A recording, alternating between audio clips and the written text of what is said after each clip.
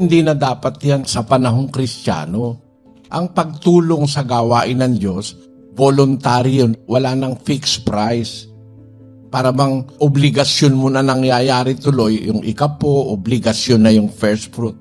Kung sa Biblia, sa pagbabago ng panahon, sa panahon ni Kristo, ang sabi sa 2 Korinto 9:7, Magbigay ang bawat isa ayon sa ipinasya ng kaniyang puso, huwag mabigat sa loob o dahil sa pinipilit, sapagkat iniibig ng Diyos ang nagbibigay na masaya. lahat ng Kristiyano nung unang siglo, hindi napilit, nagbibigay silang kusa.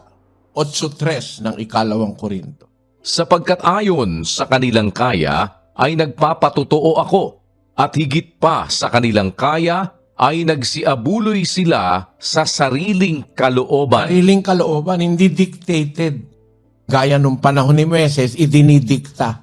10 bahagi, saka lahat ng unang bunga, the first fruit. Batas yan sa panahon ni Moises. Ngayon, wala na tayo sa batas ni Moises, nasa batas na tayo ni Kristo. 13:39 ng gawa.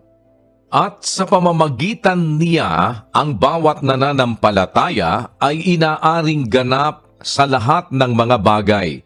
Nasa mga ito'y hindi kayo aariing ganap sa pamamagitan ng kautusan ni Moises. Ang kaligtasan ngayon na kay Kristo, wala kay Moises.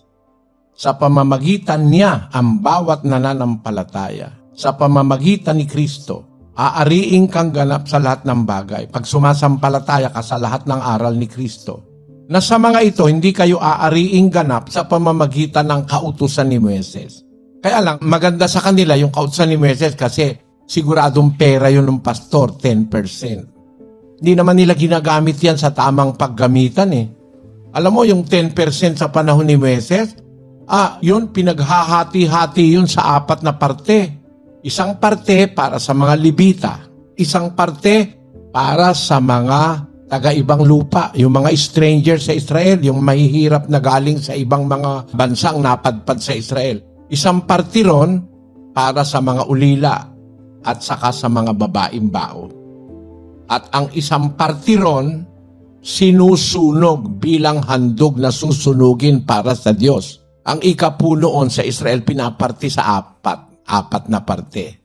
Sa Libita, yung mga pinakaministro nila noon, mga priest and mga nangangasiwa ng kanilang religious life, isang parte sa kanila. Isang parte sa mga ulila. Isang parte sa mga strangers, yung mga taga-ibang lupa. At ang isa pang parte, sinusunog bilang handog na susunugin sa Diyos. Yung ikapo ng ikapo. Pagkatapos kasing kolektahin yung ikapo, may ikapo pa ng ikapo.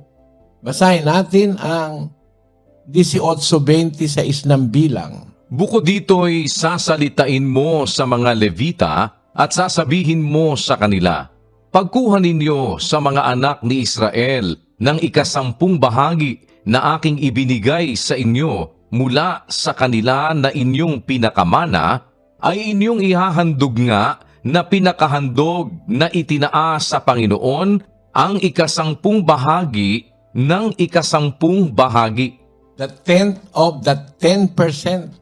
Kaya yung 10% na yun, babawasan mo ng 10% yun, handog na itinaas sa Panginoon.